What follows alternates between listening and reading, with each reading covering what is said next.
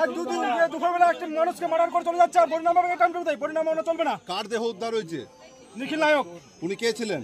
ও এখানে একটা ভালো আমাদের নেতৃত্ব তৃণমূলের। দুর্গাপুরের কমলপুরের তৃণমূল নেতা নিখিল নায়েক খুন, বাগানবাড়ি থেকে ঝুলন্ত দেহ উদ্ধার হয়েছে তার। স্থানীয়রা ক্ষোভে ফেটে পড়েছেন। তাদের দাবি, দুপুরে খাবার সময় দুষ্কৃতীরা তাকে খুন করেছে।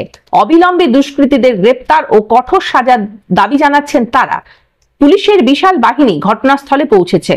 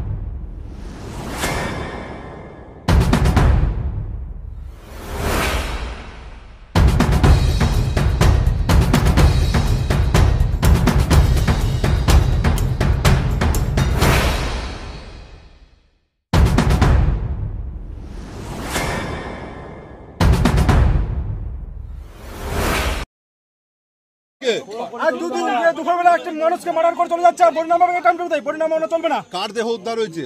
নিখিল নায়ক। উনি কে ছিলেন? ও এখানে একটা ভালো আমাদের নেতৃত্ব তৃণমূলের। কি শুনেছেন আজকে? আজকে হঠাৎ করে শুনছি দুপুরবেলা কেউ মারধর করে মার্ডার করে দিয়েছে। আচ্ছা, এখন কি ওখানে আছে? হ্যাঁ, এখন ওখানে আছে।